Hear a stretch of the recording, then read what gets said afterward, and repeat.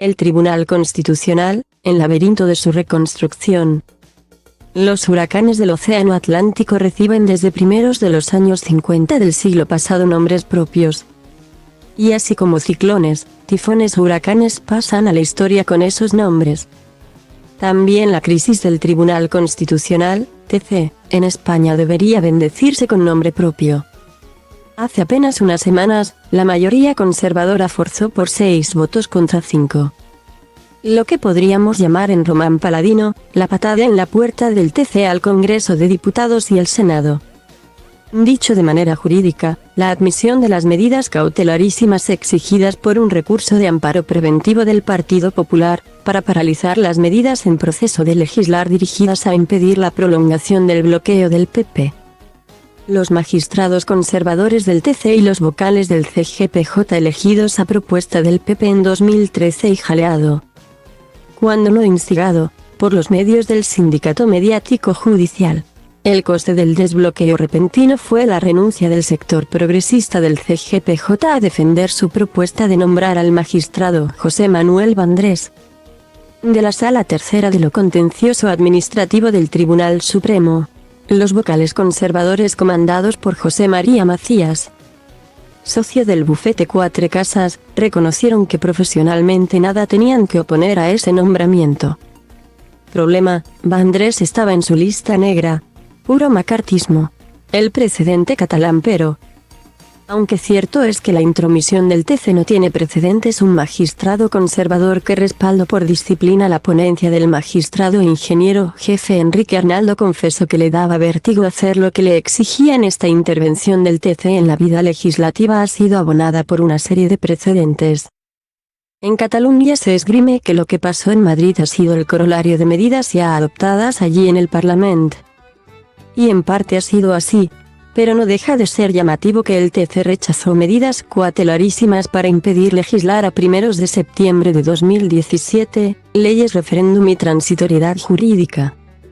Si es verdad que se entrometió el TC en decirle a la mesa del Parlamento lo que no podía debatir, lo que era inadmisible, pero todas las demás actuaciones fueron realizadas en ejecución de sentencia dictada previamente. El precedente de Alberto Rodríguez nadie ha recordado estos días porque es un asunto que prácticamente se ha sepultado que antes de la admisión de las cautelarísimas del PP.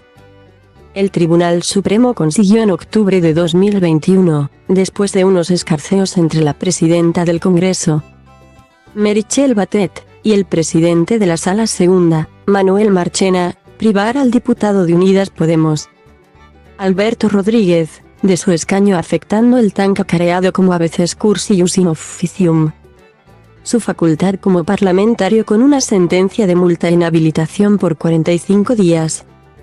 Ni más, ni menos es lo que se debía aplicar, la fiscal del Supremo Isabel Rodríguez Mateo dixit en su informe de noviembre de 2021, pero Batet, después de su intercambio epistolar y versiones oficiosas, decidió expulsar a Rodríguez y privar de su representación a sus 64.000 electores en Canarias del Congreso por toda la legislatura.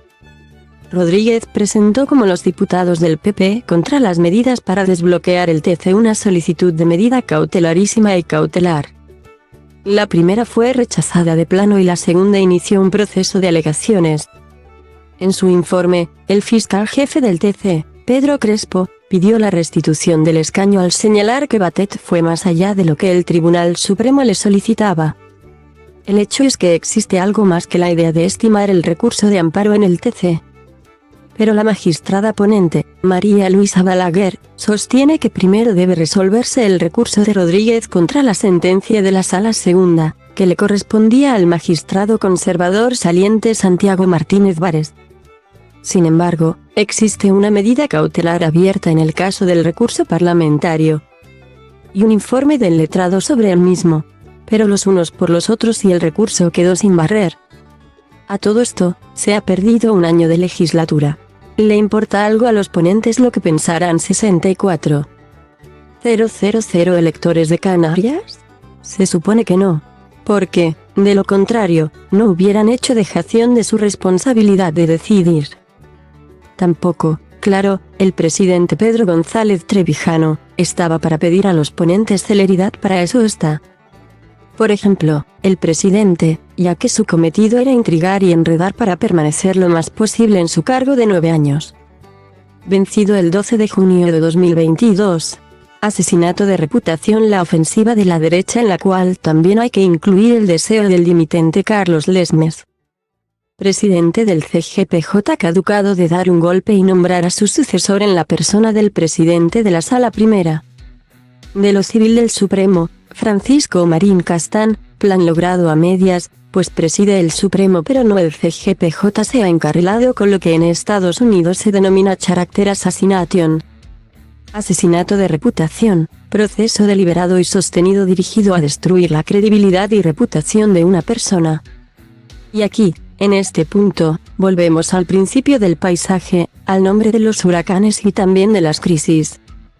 De esta crisis provocada, es público que Macías y sus chicos y chicas intentaron asesinar la reputación del magistrado José Manuel Vandrés y pretendieron hacerlo con Clara Martínez de Careaga, vocal del CGPJ, magistrada del Supremo y esposa del magistrado Cándido Conde Pumpido, razón por la cual pidieron su recusación. Conde Pumpido, en el centro, pero toda la campaña del sindicato mediático judicial, debiéndose subrayar judicial, ha ido dirigida contra Conde Pumpido. Se ha utilizado una frase suya sacada de contexto de hace 16 años, una vez más. Afirmar con contundencia que entre la realidad social y el vuelo de nuestras togas no hay divorcio ni abstracción posible. Los jueces están dentro de esa realidad, forman parte de ella, y no pueden mirar al vacío invocando la inmaculada lejanía de su independencia, o aquella de su voto particular, sin corregir sobre el estado de alarma en el que calificaba como la sentencia de la mayoría como un ejercicio más propio de un jurista de salón que del máximo intérprete de la Constitución. Concepción, más propia de un lego que de un máximo intérprete de la Constitución. Por esto, la mayoría conservadora boicoteó un pleno.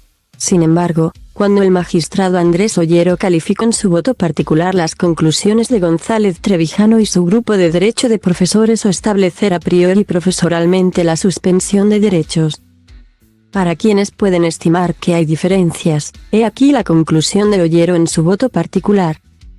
A lo largo del desarrollo del estado de alarma se han expresado no pocas majaderías, incluso por portavoces autorizados, pero es de justicia reconocer que no se ha llegado a ese extremo.